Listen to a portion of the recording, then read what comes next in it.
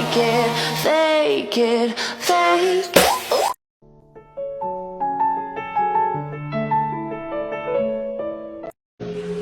Kota Pariaman merupakan wilayah pemekaran dari Kabupaten Padang Pariaman. Kota Pariaman memiliki berbagai pantai yang ada di sekitarnya.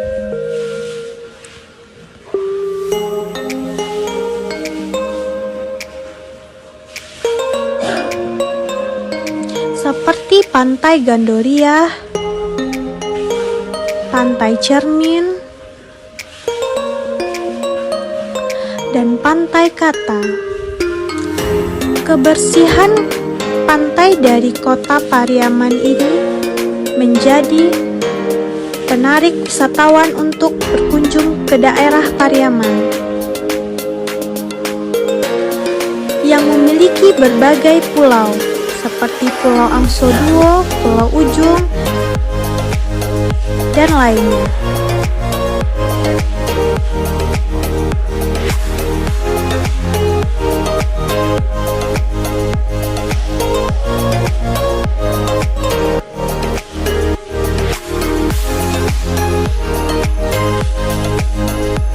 Pariaman memiliki budaya tabuy. 솔직하게 난 말하고 싶어요.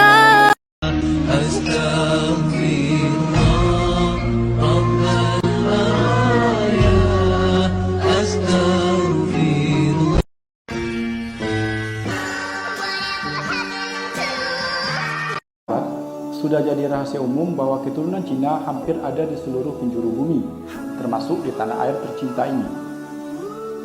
Di Pariaman, sebuah daerah di Sumatera Barat yang namanya juga cukup populer hingga keluar wilayah Sumatera Barat karena keunikan budayanya dan keindahan alamnya.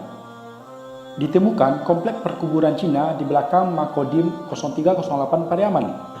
Namun, anehnya tidak ditemukan keturunan Cina yang menetap di sana. Aneh kan sahabat? Kok bisa ya?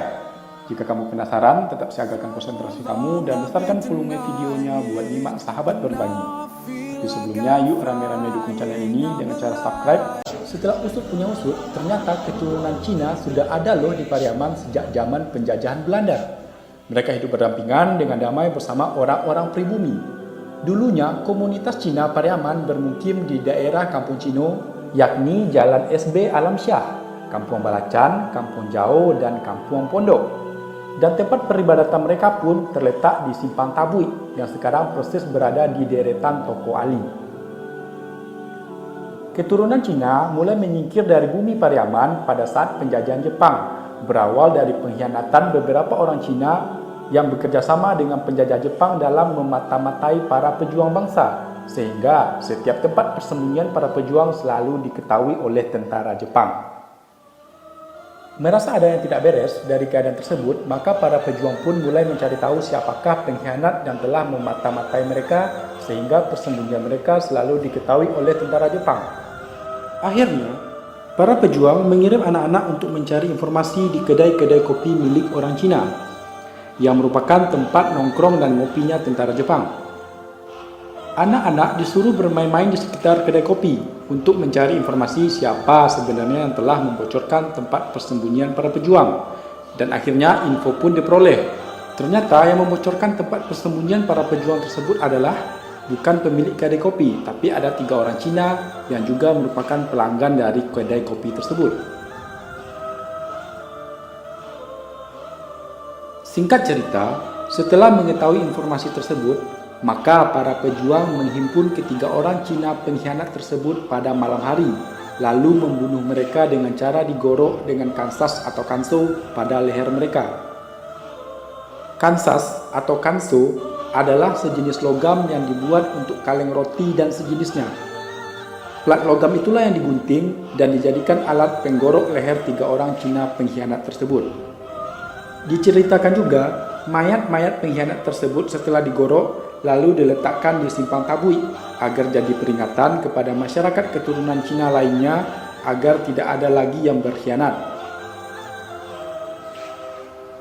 Karena alat yang digunakan untuk menghabisi nyawa 3 orang Cina pengkhianat tersebut adalah dari kansas, Maka peristiwa itu pun populer dengan sebutan insiden Kansas.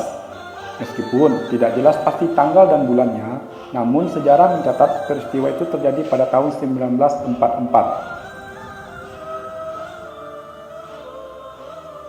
Nah sahabat, pasca insiden inilah keturunan Cina di Pariaman mulai merasa was-was dan merasa keamanan mereka terancam. Maka satu persatu mereka meninggalkan Pariaman hingga tak ada lagi yang tersisa. Mungkin karena mereka takut kemarahan para pejuang akan merebak pada mereka pula. Demikian sejarah menghilangnya keturunan